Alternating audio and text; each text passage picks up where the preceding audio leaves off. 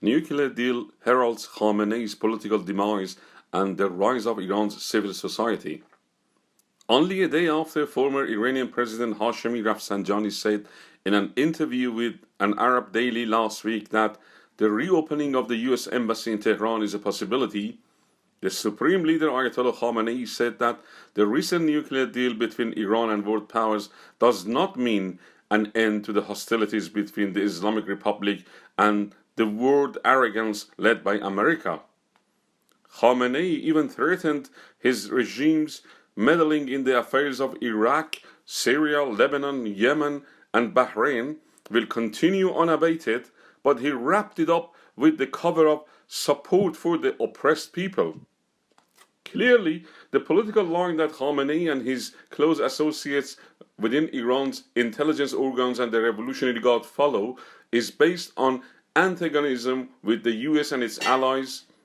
Israel and conservative Arab states, while the vast majority of the Iranian people have been the direct victims of this ideologically driven menace. From the outset, Iran's nuclear crisis was made out of the vicious and costly ambition of the rulers of the Islamic Republic regime in an attempt to secure safety zone against their perceived enemies. In parallel, it has demonstrated the militarization of the power structure of a regime at the cost of disregard for all human and civil rights of the Iranian people. The Rouhani government is the voice of those within the clerical regime that are opposed to this radicalism, which has resulted in the devastation of Iran's economy through sanctions and an isolated country engulfed in corruption and numerous social ills. Rafsanjani's comments therefore stems from the fact that after the recent nuclear agreement between Tehran and world powers, the era of hiding behind anti-Americanism for clinging to power in Iran is now over. However, the international community will be wrong to assume that the Iranian regime is its main and only party to this agreement.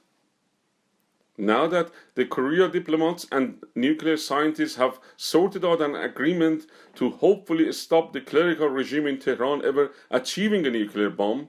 the key to success is the deal lines in its implementation, and that should be everyone's business.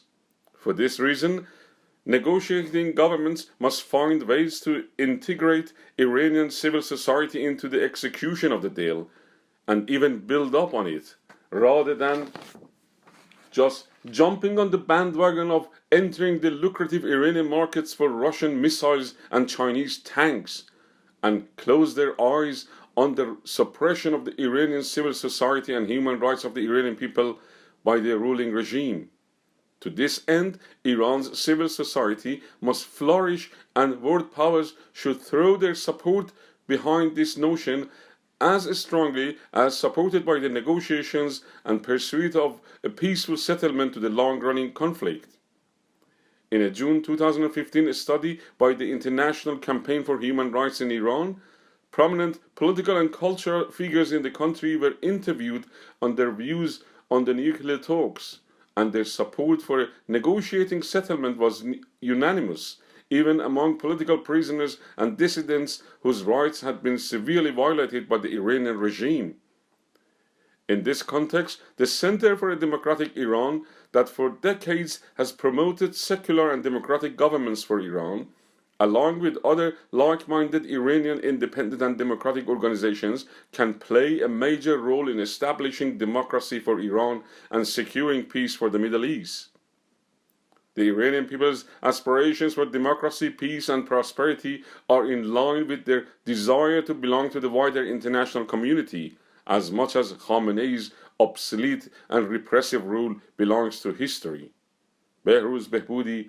July 25, 2015, Vancouver.